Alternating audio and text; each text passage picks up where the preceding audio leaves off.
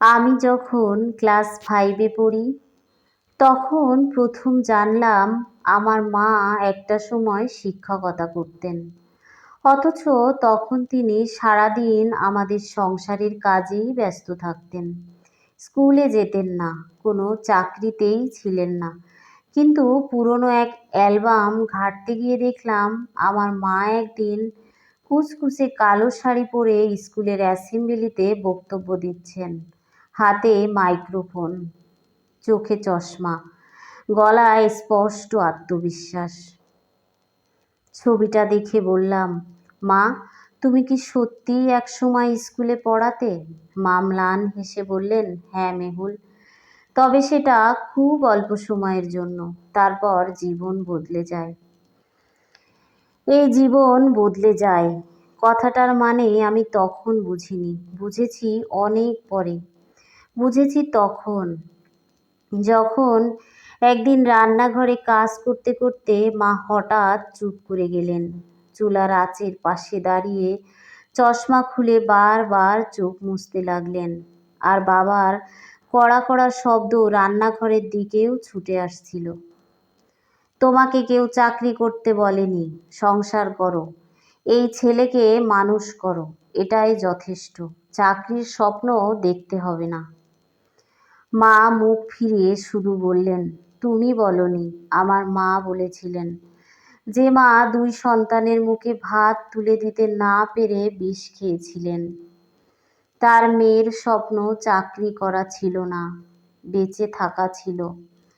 তখনও বুঝিনি মায়ের জীবন মানে কেবল সংসার নয়, তার মধ্যে জমে আছে বহু অসমাপ্ত গল্প, চাপা কান্না, অমীমাংসিত অধ্যায়। আমি তখন ক্লাস 9-এ। একদিন এক আত্মীয়র মুখে শুনলাম মা নাকি একসময় একজনকে ভালোবাসতেন। সেই লোকটার সঙ্গেই বিয়ে হতে যাচ্ছিল, কিন্তু নানা বাধা দিয়েছিলেন। জোর করে একজন অভদ্র দাম্ভিক ব্যবসায়ীর সঙ্গে মায়ের বিয়ে দিয়ে দিয়েছিলেন, মানে আমার বাবার সঙ্গে। আরও জানলাম বিয়ের পর মা চাকরি করতে চেয়েছিলেন। তখনও পড়ালেখা শেষ হয়নি, তবু মা চেয়েছিলেন ঘর আর নিজের স্বপ্ন দুটো একসাথে সামলাতে।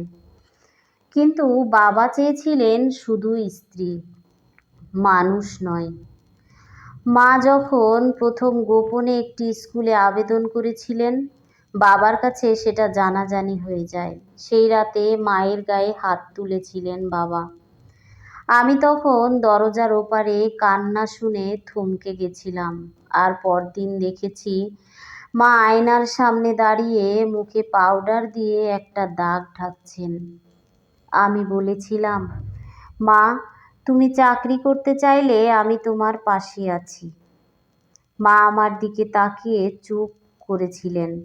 তারপর বলেছিলেন, তুমি পাশে থাকলেই আমি সাহস পাই মেহুল, এবার আমিও ছাড়ব না। এরপর মা ঠিক করলেন তিনি আবার পড়াশোনা শুরু করবেন। সন্ধ্যাবেলায় আমার সঙ্গে বসতেন। আমি অঙ্ক করতাম, মা আইন পড়তেন। আমি ইংরেজি পড়তাম, মা বাংলা সাহিত্য। আমার বয়স যখন 18, মা তখন 30-এর শেষ দিকে। সেই বয়সেও মা রাত জেগে পড়তেন, ইন্টারভিউ দিতেন, চাকরির পরীক্ষা দিতেন।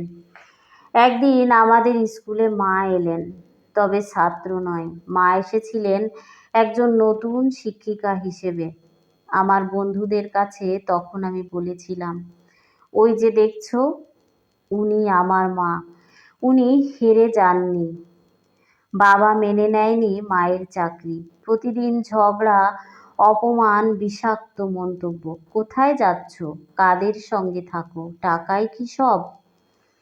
এসব সহ্য করতেন, কিন্তু একদিন আর পারেননি। বাবা বলেছিলেন ঘর সামলাতে না পারলে এই চাকরি রেখে কী লাভ।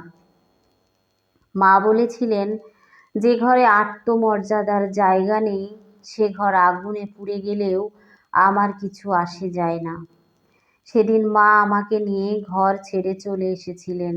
একটা ছোট্ট ভাড়া বাসা, ছোট্ট রান্নাঘর, কিন্তু বড় এক মুক্তির ঘ্রাণ ছিল সেই ঘরে। আজ আমি বড় হয়েছি, নিজের পায়ে দাঁড়িয়েছি।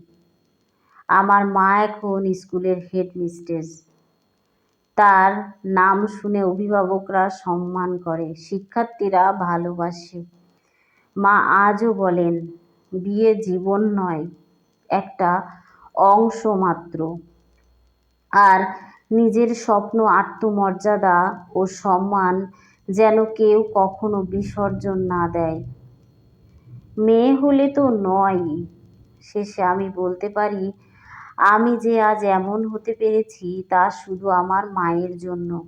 আমার জীবনে ছায়ার মতো তিনি পাশে ছিলেন, নীরবে, দৃঢ়ভাবে, ভালোবাসায় ভরা এক শক্তি হয়ে। ধন্যবাদ সবাইকে।